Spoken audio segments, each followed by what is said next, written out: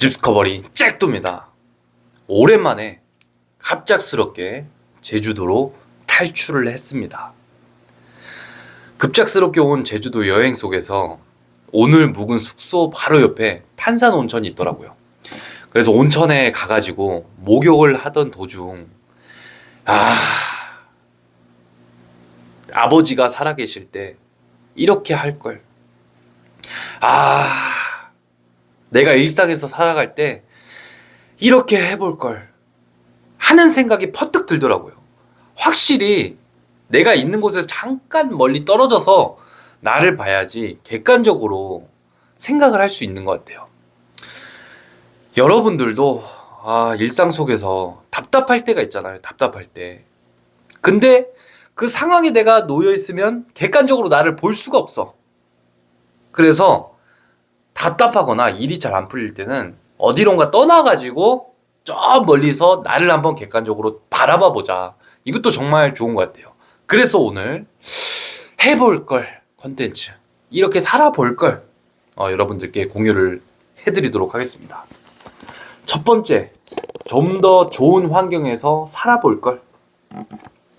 제가 지금 살고 있는 곳이 지하 1층이지만 바깥에서 보면 1층이거든요.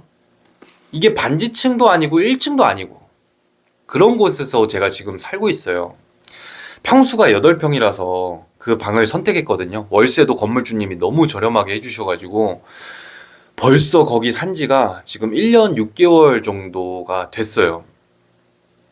근데 제가 가장 살면서 그곳의 치명적인 단점이 뭐냐면 뷰가 없다는 게 정말 단점이더라고요. 특히 저 같은 경우는 채광을 정말 좋아하고 특히나 뷰를 보면서 제가 꿈을 꾸고 진짜 희망을 얻고 내가 컨디션이 좋을 때도 있지만 안 좋을 때는 뷰가 정말로 중요하다는 것을 1년 6개월 동안 살면서 깨달았어요. 근데 이사를 해야겠다라고 수없이 많이 다짐했건만 하지 못했어요. 왜 그러냐면 그 가성비를 포기할 수가 없었던 거야. 너무 저렴하니까. 다른 데 8평짜리 구하려면 지상층은 최소 70만 원이거든요. 근데 여기는 거의 절반 가격이니까 제가 포기를 못하고 살았었는데 이렇게 잠깐 나와서 기가 막힌 뷰를 보고 자연을 구경하니까 기가 막힌 좋은 환경에서 살 걸. 그런 생각이 솔직히 정말 많이 들어요. 발진해서 죄송한데 너무너무 깊숙이 느껴서 그래요. 이 영상을 보시는 분 중에 가성비만 추구하시는 분들이 있다면 가성비가 똥성비가 될 수도 있어요. 그러니까 너무 가성비 추구하다기보다는 돈을 더 주고서라도 채광이 들어오는 곳으로 가고 뷰가 꼭 있는 곳으로 가는 게 좋을 것 같다라고 생각을 합니다. 두 번째, 아버지가 살아계실 때 좀 더 추억을 쌓아볼 걸 하는 생각이 많이 듭니다. 아버지가 2024년 4월 20일 날 돌아가셨어요. 벌써 3달째가 됐는데 솔직히 이제는 그 아버지가 돌아가신 것에 대한 슬픔으로부터 어느 정도 헤어나온 것 같기는 해요. 충격 속에서. 근데 불현듯 순간순간 정말 그립고 생각날 때가 있어요. 우리가 부모님을 독립하고 나서는 매일 보지 않잖아요. 뭐 몇 달에 한 번, 한 달에 한 번 이런 식으로 보는데 그렇게 저도 잊고 지내다가 목욕탕 속에서 아버지와 아들이 이야기하는 모습을 볼 때, 그리고 자전거를 타면서 아버지와 아들이 이야기하는 거를 볼 때 아버지가 정말 좀 그립고, 맛있는 거를 먹거나 너무 경치가 좋은 곳을 보거나 살면서 너무 행복한 순간이 있을 때 아버지가 생각나요, 진짜로. 제가 이번에 상가 계약을 몇 건 했는데 난이도가 조금 있었던 계약이라 제가 진짜 기뻤거든요. 나 정말 조금 성장했구나 해서 그거를 아버지한테 공유를 하고 싶었는데 생각해보니까 아버지가 돌아가셨다는 거를 다시 인지하는 거예요. 그랬을 때, 아, 정말 가셨구나. 그리고 살아계실 때 제가 정말 친구처럼 대화도 많이 했지만 늘 아버지가 같이 술 한잔 하자, 같이 양양 한번 가자 했던 것들을 제가 못했었거든요. 뭐 여러 가지 이유로 항상 미뤄왔고 건강 관리를 안 하는 아버지의 모습이 믿기도 하고 맨날 저한테 경매 봐라, 작두야 경매 봐라, 경매 봐라 하면서 맨날 경매에 대해서 매물을 보내주시는데 그것도 솔직히 그때는 보기가 싫었어요. 근데 지금은 아버지가 왜 그랬는지 알 것 같아. 저는 솔직히 아버지가 살아계실 때는 미운 것도 있었거든요. 아버지가 왜 그랬을까 도대체. 근데 지금 아버지가 돌아가신 후에는 제 삶의 구석구석에 아버지가 저를 사랑했다는 그런 느껴지는 것들이 너무 많아요. 아버지가 돌아가시기 전에는 항상 믿고 원망스럽고 서운한 것만 생각이 났거든요.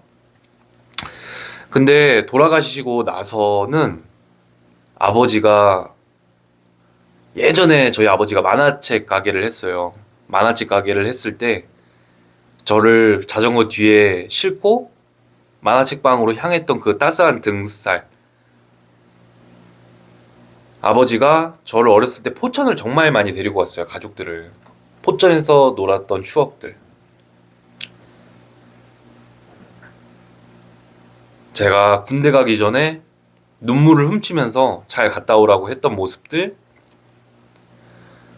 그리고 일을 하시다가 큰 교통사고가 났거든요. 그때 아버지가 몸이 정말 불편해져서 좌절했던 순간들. 그리고 아버지도 할머니, 할아버지가 너무 보고 싶은데 보질 못해서 그 그리워했던 순간순간들.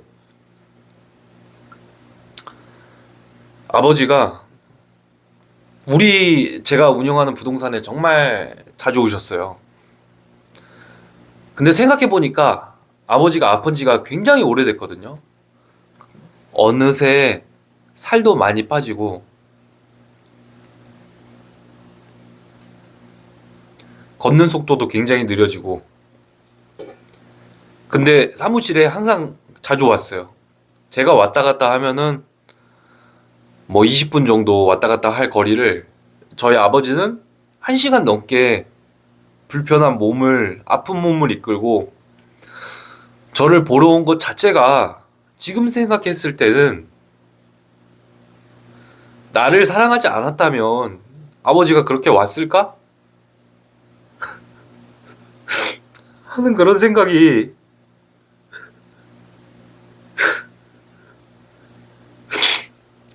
많이 들어요. 제가 요즘에 여행을 다닐 수 있을 때마다 많이 다니고 있는데 그 이유가 지금 이 순간 내가 사랑하는 사람이랑 함께하는 시간이 정말 소중하다는 것을 느꼈기 때문이에요. 그리고 부모님이 돌아가셨을 때 내 옆에 함께 나를 위로해 줄 수 있는 친구가 없다면 정말 인생을 이거 잘못 산 거구나. 이런 거를 제가 느껴서 그래도 제 주변에 남아있는 사람들한테는 잘하려고 노력을 제 개인적으로는 굉장히 많이 하고, 어, 지금 살아계신 어머님께도 되게 잘하려고 노력을 하고 있는데, 정말 잘했다고 생각 드는 부분도 있지만, 정말 후회되는 부분도 있어요. 특히 저희 아버지가 돌아가시기 이틀 전에 제 부동산 사무실에 왔었어요. 블로그 하는 법 좀 알려달라고. 그때에 제가 아버지한테 이렇게 얘기했거든요. 오후 2시 정도 시간이어서 아빠 우리 그냥 이대로 양양 떠날까? 이렇게 얘기를 했었어요. 근데 아버지가 뭐 오늘도 그렇고 뭐 언제든 떠나자 해서 저는 언제든 떠날 수 있으니까 집에다 모셔다 드렸거든요. 그 뒤에 이틀 뒤에 돌아가신 거예요. 정말 사람이 갈 때는 손님처럼 가시더라고요. 손님이 그냥 말없이 왔다가 말없이 가는 것처럼 부모님이라는 존재도 갑자기 그렇게 가시더라고요. 정말 예고 없이 가신다는 말이 어떤 말인지 제가 정확히 알 것 같아요. 정확히. 그래서 지난 정말 한두 달은 넋이 빠진 채로 지냈던 것 같아요. 정말 안 좋은 생각도 많이 했고요. 이제는 꽤나 괜찮아졌지만, 드문드문 아버지가 많이 생각나요. 생각해보면 제 아버지는 진짜 7, 80년대 무식하게 우리 대한민국이 막 성장하던 때에 무식하게 살아왔던 분이었던 것 같아요. 정말 가족을 먹여 살리기 위해서 물불 안 가리고 술도 많이 마시고 담배도 많이 피고 그 속에서 실패도 하고 다시 일어서고 이런 과정을 겪어왔던 정말 처절하게 싸웠던 아버지였다는 거를 제가 그때는 잘 몰랐던 것 같아요. 하늘에서 이 영상을 아버지가 보고 계실지 모르지만 아버지, 저는 당신의 아들로 태어나서 정말 정말 자랑스럽고 행복합니다. 하늘에서 아버지가 정말 그리워하던 할아버지 할머니 품에서 평화와 안식이 가득하길 빌겠습니다. 항상 당신은 제 가슴 속에 있고요. 제가 마라톤에 나간다면 꼭 세레머니로 이 세레머니를 할 거예요. 바로 아버지 당신이 나와 함께하고 있다. 보고 있냐? 이거거든요. 보고 싶습니다. 잘 있으시고요. 나중에 먼 훗날에 다시 한번 만났으면 좋겠어요. 그래서 이게 두 번째에서 제가 말이 길어졌네요. 세 번째는 주눅 들지 말고 자신감 있게 눈치 보지 말고 살 걸. 그런 생각이 많이 들었어요. 제가 오늘 그 제주도 비행기를 타고 제주도에 오면서 읽었던 책인데 돈과 운의 법칙이에요. 이 책을 읽으면서 느낀 점이 무엇이냐면 이게 점을 보는 사람이 쓴 거거든요. 근데 여기서 보면 개운의 존재 조건 세 가지가 나와요. 운이 핀다. 운이 피는 세 가지 조건. 거기에 있어서 어떤 게 있냐면 첫 번째는 성장 과정에서 환경적 요인으로 인해서 여러 가지 가능성을 경험한 경우. 저 같은 경우는 확실히 있거든요. 제가 독립하고 나서 제 생각대로 살 수 있었어요. 내가 살고 싶은 대로. 내가 긍정적인 생각을 하면 긍정적인 생각만 하면서 살고 수 있는 게 좋았거든요. 그리고 제 생각대로 대부분 이뤄졌어요. 그때에. 유튜브도 정말 잘 됐고요. 그리고 두 번째, 성공과 실패를 반복하면서 가능성의 크기와 방향을 몸소 경험한 경우예요. 제가 그러니까 직장인으로 일하다가 제가 제주도 바다를 보면서 정말 엄청난 제 큰 가능성을 바다를 통해서 느꼈어요. 그리고 개업하자마자 코로나 시기인데도 불구하고 정말 잘 됐어요. 너무나 감사하게도. 이런 가능성을 증폭시키게 된 그런 경험이 제 마음속에 있거든요. 그리고 세 번째, 에라 모르겠다 식으로 그냥 도전했다가 한 번이라도 성공을 경험한 경우. 이것도 제가 있었던 것 같아요. 유튜브도 그렇고 개업도 그렇고 뭐 여행도 그렇고 방송도 그렇고 크게 깊게 생각하지 않고 했는데 생각보다 너무 잘 된 거예요. 그때 당시에. 이런 거를 경험한 사람은 개운이 정말 쉽다라고 이야기를 합니다. 운이 패길 쉽다. 이 이야기를 왜 하냐면 자신감과 주눅들지 않고 눈치 보지 않고 살기 위해서는 결국에 가장 중요한 건 뭐냐면 성공을 경험해야 돼요. 성공. 제가 성공을 경험했잖아요. 저는 성공을 한 경험이 꽤 있거든요. 자격증을 따고 개업을 하고 내가 하고 싶은 대로 다 이뤄내고 방송도 출연하고 강의도 하고 이런 성공의 경험이 있어. 그러다 보니까 기억을 하고 있다 보니까 다시 나는 그렇게 반드시 할 수 있을 거라는 확신이 있어요. 확신. 그래서 그때가 올 때까지 다시 준비하는 거예요. 응? 근데 저도 사람인지라 제자리에 정체되어 있다는 느낌이 드니까 되게 많이 주눅들더라고요. 되게 많이 자신감이 줄어들더라고요. 아침형 인간을 매일 도전했는데 실패도 많이 하고 그리고 늘 늦게 자고 늦게 일어나고 이런 것들이 반복되고 또 열심히 일할 때는 또 열심히 일하고 이런 게 반복되다 보니까 개인적으로 멘탈이 정말 조금 어렵고 눈치를 좀 많이 보게 됐어요.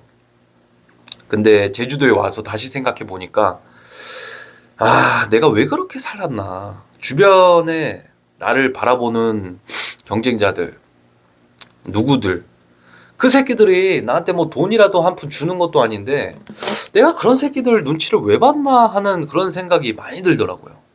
안 보고 살면 되지 뭐. 더 좋은 사람들도 훨씬 많은데. 야, 진짜 개인적으로 제 스스로한테 정말 억울하더라고요. 여러분들도 이거는 우리가 선포를 합시다. 자, 따라해보세요. 눈치 보지 말고 살자. 다시. 눈치 보지 말고 살자. 왜냐면 눈치를 본다 한들 그 새끼들이 돈을 주나요? 눈치를 보게 하는 대상은 우리에게 돈을 주지 않아요. 눈치를 볼 필요 없다는 거죠. 보기 싫으면 안 보면 돼. 보기 싫은데 어쩔 수 없이 봐야 되면 그냥 투명인간 취급해버려. 어떡해. 스타일이 안 맞는데. 그리고 네 번째, 일찍 일어나서 삶을 여유롭게 살 걸. 그런 생각이 정말 많이 들었어요. 제주도에 오니까 일단 마음이 설레니까 아침에 기가 막힌 자연 경관을 보고 싶으니까 누가 시키지 않아도 벌써 일찍 일어나고 싶어 마음이. 근데 서울에 돌아가면 아침에 일어나도 뷰도 없고 사무실 출근해야 되고 하니까 솔직히 정말 일어나고 싶은 생각이 그렇게 크게 안 들어. 아침에 일어날 때 설렐 때도 많지만 안 설레는 요소들도 많았던 것 같아요. 근데 제가 요즘에 새벽 3, 4시에 자고 오전 10시, 11시 일어나 보니까 가장 제가 스트레스 받았던 게 아침에 일찍 일어나서 커피 마시고 책 보는 게 제 낙인데 그거를 못 하더라고요. 일찍 일어나서 커피 한 잔 마시면서 책 한번 읽어볼 걸. 그놈의 유튜브가 뭐라고 내가 그거를 계속 그렇게 고집하면서 저녁에 2-3시간 즐긴답시고 봤을까. 영양가도 없는 거. 그런 생각이 많이 들었어요. 이게 정말 무서운 게 게으름이라는 게 있잖아요. 정말 좁쌀처럼 오더라고요. 닭이 자고 있을 때 쥐가 똥꼬를 살살 긁으면 닭이 이거 간지러운 줄 알고 가만히 있는데 아침에 일어나 보면 쥐가 똥꼬부터 시작해서 내장까지 다 퍼먹어서 닭이 죽는 그런 상황이 있잖아요. 그것처럼 게으름도 똑같아. 나는 내가 게을러진 줄 몰랐는데 그냥 뭐 며칠 조금 늦게 일어나고 늦게 일어났다? 내일 하면 되지 뭐 이런 생각들. 이런 것들이 쌓이고 쌓이다 보면 어느새 게으름 속에 내가 지배당하고 있어. 항상 이끌고 리드하고 내가 생각하고 원하는 대로 사람들을 끌어갔던 내가 어느새 보니까 시간에 끌려다니고 사람에 끌려다니고 내가 하고 싶은 대로 못 살고 살고 있는 대로 생각을 하게 되는 이런 이상한 일이 발생하게 돼요. 그리고 세 번째로 늘 시간이 부족하고 급하지 않지만 중요한 거, 이게 내 인생에 있어서 정말 중요한 거를 못하게 돼요. 운동, 독서, 공부, 가치관 성립, 스스로의 대화, 명상, 산책, 도전, 시도, 이런 것들을 못하게 되는 게 게으름의 가장 큰 대가라는 거를 제가 좀 느꼈던 것 같아요. 진짜로. 유튜브 몇 시간 보고 내일 시간 맞춰서 내일 한 번쯤 어때? 그렇게 일어나 보지 하는 이 생각이 어느새 내가 끌려다녀 버리게 만드는 거예요. 끌려다닌다. 끌려다니지 말고 내가 창조하고 이끌어야 된다. 내가 생각하고 싶은 대로 생각하고 행동하고 싶은 대로 행동하는 습관을 들여야 된다. 그러기 위해서는 게으름 이 새끼를 바닥에 조져야 그냥 없애버려야 된다. 이거를 제가 느꼈습니다. 좀 내용이 길었는데 정리를 해보자면 좀 더 좋은 환경에서 살아볼 걸. 아버지와 좀 더 추억을 쌓아볼 걸. 주눅 들지 말고 자신감 있게 눈치 보지 말며 살아볼 걸. 일찍 일어나서 삶을 여유롭게 즐겨볼 걸. 이렇게 네 가지를 느꼈고요. 서울에 가서 그럼 제가 어떻게 해야 될까요? 그 네 가지를 실천하는 삶을 살아야겠죠. 보여드리겠습니다. 그렇게 살도록 하겠습니다. 여러분들도 해볼 걸 하는 게 있다면 내가 지금 현재 답답하고 일이 잘 안 풀리고 너무 게으르고 일이 잘 안 풀려 아무것도 안 되고 그러면 떠나세요. 그냥 떠나. 거기서 떠나버려. 멀리서 나를 봐야 돼. 멀리서 나를 객관적으로 보고 좋은 에너지를 내 안에 투입해야 그게 행동으로 흘러나올 거 아니야. 좋은 에너지를 투입하지 못하면 좋은 행동이 나올 수가 없어요. 결국에 좋은 에너지를 받아야 돼.